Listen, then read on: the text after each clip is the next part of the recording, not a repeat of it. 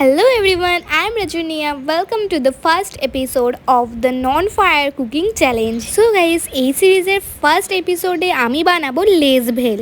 তো এটা বানানোর জন্য আমি এখানে নিয়ে নিয়েছি 3টে টাইপসের লেস।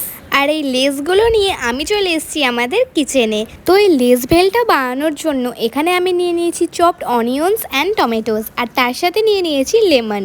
আর তারপরে আমি লেসের প্যাকেটগুলোকে একটা একটা করে কাটতে থাকি। অ্যান্ড তারপরে আমি নিয়ে নেই এই বোলটা, আর যার মধ্যে আমি এই লেসগুলোকে ঢেলে দেই।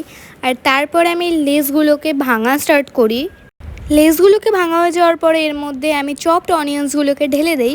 আর তারপরে এটাকে আমি মিক্স করে নিই। আর এটাকে ভালো করে মিক্স করা হয়ে যাওয়ার পরে চপ টমেটোসগুলোকে এর মধ্যে ঢেলে দিতে হবে। এটাও ঢালা হয়ে যাওয়ার পরে আবার এটাকে আমি মিক্স করে দিই। আর এটাকে ভালো করে মিক্স করা হয়ে যাওয়ার পরে ওই মিক্সচারটার মধ্যে লেমন জুস দিয়ে দিতে হবে।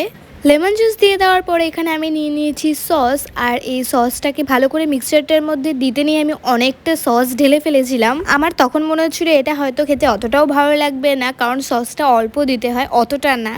সস দেওয়ার পরে এটাকে আবার মিক্স করতে হবে। আর মিক্স করা হয়ে যাওয়ার পরে এটা দেখতে কিছুটা এরকম লাগবে।